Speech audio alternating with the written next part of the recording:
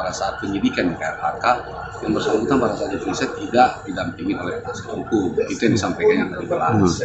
Dan BAP itu tidak dijelaskan menggunakan bahasa yang dia ketahui, karena sesuai dengan KUHP kita, hukum acara kita, dalam pemeriksaan seseorang yang warga negara asing digunakan bahasa yang dia ketahui. Sedangkan yang bahasa yang diketahui dia adalah bahasa Inggris dan bahasa Arab. Dan itu tidak difasilitasi dia, sehingga dia tidak memahami apa yang dituangkan di dalam BAP-nya dia. Kira-kira.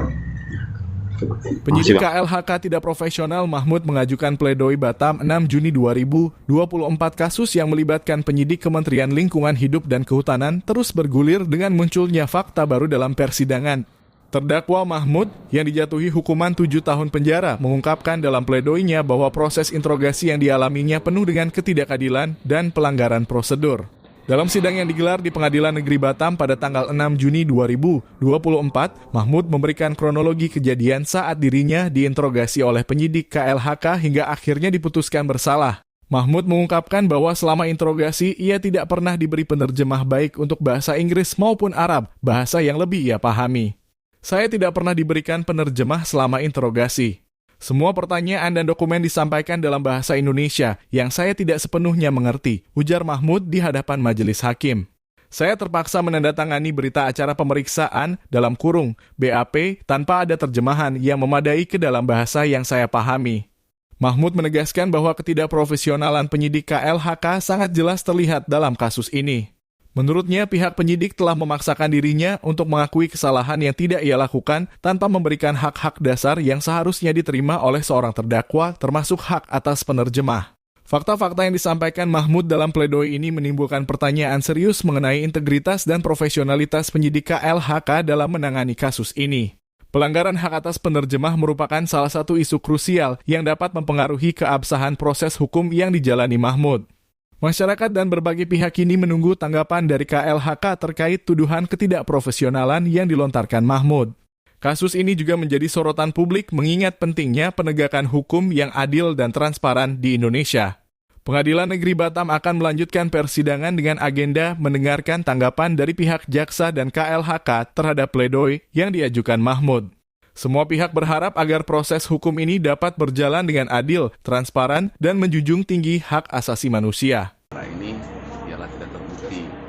Yang pertama tidak terbukti itu dari siapa pelakunya, siapa yang diajukan di pengadilan ini adalah keliru. Yang seharusnya bukanlah terdakwa, karena terdakwa bukan seorang kapten. Yang berikutnya yaitu mengenai pencemarannya.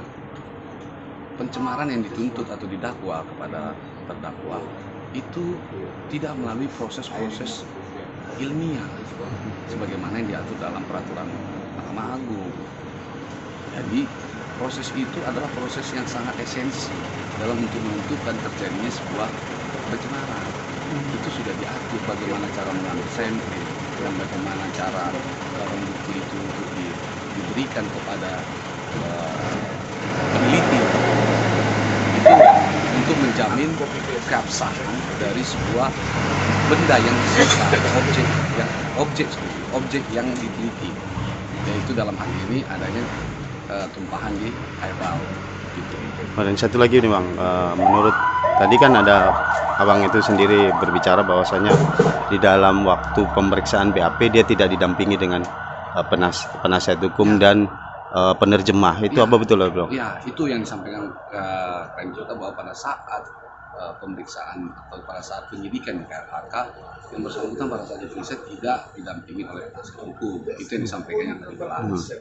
Dan BAP itu tidak dijelaskan menggunakan bahasa yang dia ketahui, karena sesuai dengan KUHP kita, hukum acara kita, dalam pemeriksaan seseorang yang warga negara asing digunakan bahasa yang dia ketahui. Sedangkan yang bahasa yang diketahui dia adalah bahasa Inggris dan bahasa Arab. Dan itu tidak difasilitasi dia, sehingga dia tidak memahami apa yang dituangkan di dalam BAP-nya dia. Kira-kira. Makasih Bang.